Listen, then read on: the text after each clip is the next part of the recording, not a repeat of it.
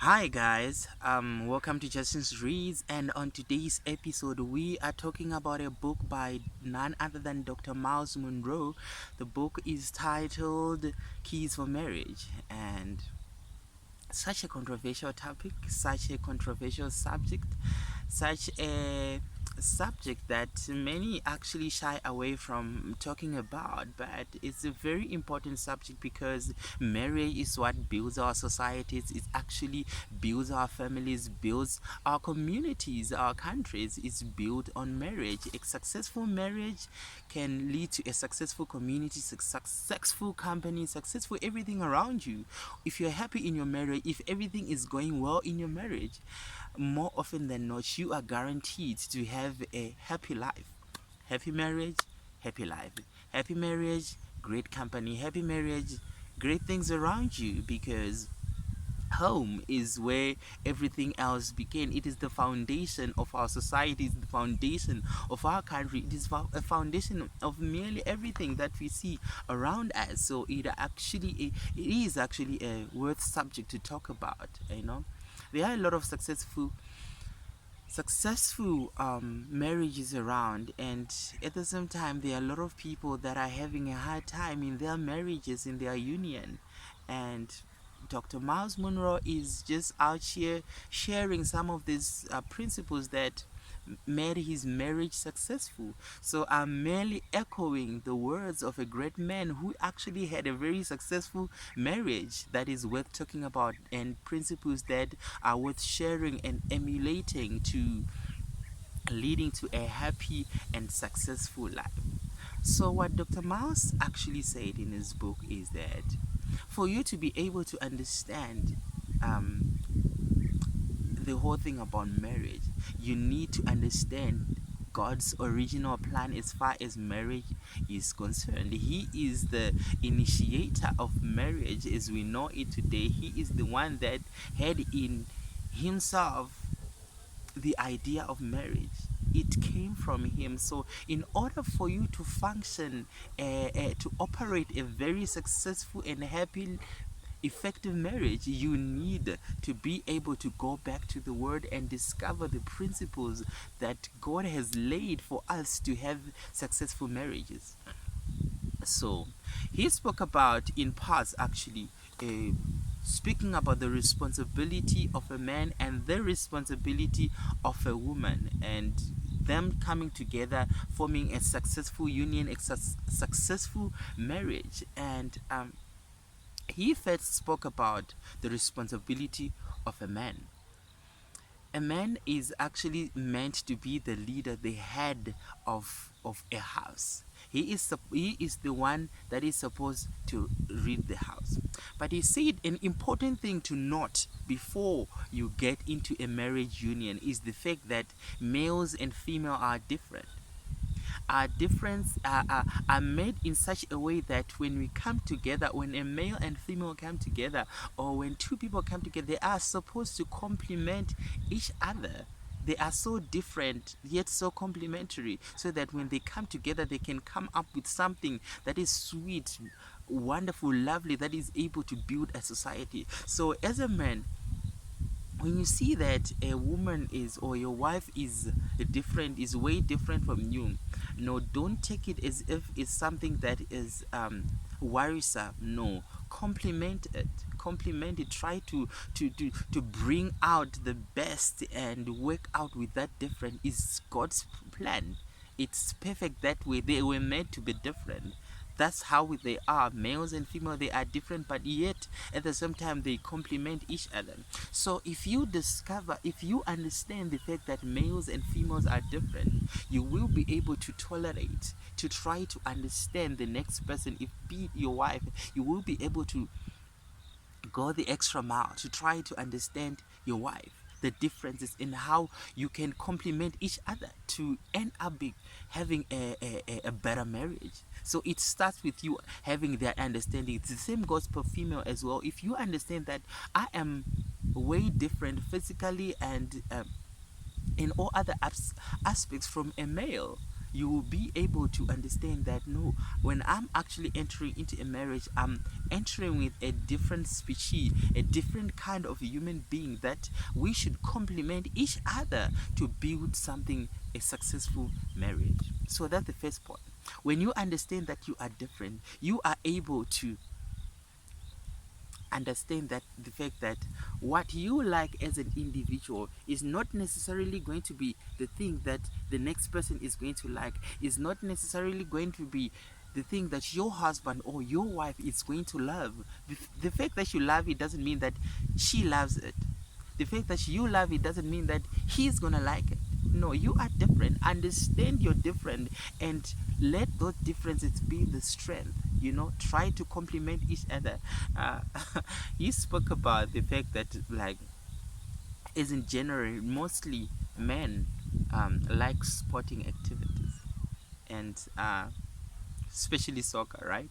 And females are not always there, are not always interested in such a thing. But in order for you to find happiness, to cultivate the happiness in your man, you need to be able to learn to support him. If he's watching, so go and lie down with him, watch with him. If it's one match that you're watching with him, watch with him. That is showing interest. You are showing that you care. The same way that goes for males as well. We understand that mostly women like shopping, for example. You see, do you understand that going around pushing that trolley is a sign that you care for your wife? You are cultivating that affection, you are cultivating that love. If so, when you have understood the difference, you're going to try to cultivate that difference, to complement it, to try to bring out the best in the differences that you people have. So then he spoke about the main function of a husband. For you to be effective, to you to be able to lead, you need to be able to have a vision. As a man, you need to have a plan, a vision for that marriage. So you see, the main functions of a husband is to worship, to work, to cultivate, to teach. These are some of the main functions of the husband. So, as a man, you must be able to worship. You must be able to lead your family to worship. You must be able to lead your family in the worship of what you believe in, which is, in this case, we are talking about God. So, you should be able to worship. After that, you should be able to work for the sake of provision, providing your family. It's your duty, it's your responsibility to provide. You are meant to provide for your family.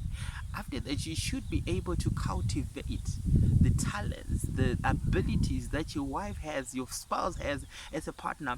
Be that person that cultivates, that brings out the best in your partner, in your spouse. Support the person that she is, the talents, the inherent qualities, the talents, the uniqueness that she has. Cultivate that. And you should be able to teach as well. Be able to teach your family the word of God. Be able to teach your family the way to go, the way forward. You should have information. If it's of the word, you should be able to teach your family the word of God. Sit down and be able to teach them the word. If you don't know the word, if you don't have substance inside of you, you have no business being married. You should have a vision. He said, where there's no vision, the people perish. And he actually made quite a joke about this whole scenario of you supposed to be having a vision that the wife's supposed to complement. That brings us to some of the works or functions of a woman, of a wife. As he mentioned in his book, he said a wife is supposed to be an incubator. He's supposed to be a reflector. She's supposed to be a helper. So as an helper, as an incubator, as a reflector, there has to be a vision that you're helping out. So if there's no vision, she said that's why you find a lot of women in churches, because they are in marriages that don't have a vision to support. So they end up going out there, they're supporting the men of God, because the husband, the king at home, doesn't have a vision that they can support. You know, there's no substance. They are meant, they are created, inherently they have those abilities to create, to help, to support. So if you don't have anything that they can support, they will end up spending their life in church so that they are supporting the man of God. They are helping him achieve the vision of the ministry in such a way like that. So as a wife as well. So as a wife, if you said, if you give a wife, you said as an incubator, they bring out, they multiply themselves. So if you give it, they said if you give a woman a sperm, she'll give you a child. If you give a woman a house, she will give you a home. You know, that's who they are. They incubate, they multiply. You say they are in, if you give them an idea, they will come up with a whole plan and how you can or are supposed to execute that idea. That's who they are. They incubate, they reflect, they support, they help. It's inside of them. It's natural for them to be able to help and be innovative, creative, come up with ways that you can be able to achieve the vision that you have, you know, or the vision that they could have been laid out in their hearts. So it's very easy. If you as a man has a vision, or has a plan, has a aim, has a goal, has a something that you aiming at, the plan for that marriage, you are able to find a woman who is a helper, that is able to help you incubate those ideas, to bring it to fruition. So those are like the main things that I actually got from the book. The fact that males and females are different. If you discover that, you'll be able to complement each other in your differences. And as a man, you must have a vision. With that vision, they are they are some function that God expects you to do, which is to worship, to cultivate, to work, to teach your family. And as a woman, you are a reflector, you are a helper, you are an incubator. When you bring those things together, you are most of the times guaranteed to have a marriage that is successful, that is flourishing, that will lead to a happy life as an individual. So thank you so much for joining me. Hope to see you again next time, and keep well. Bye.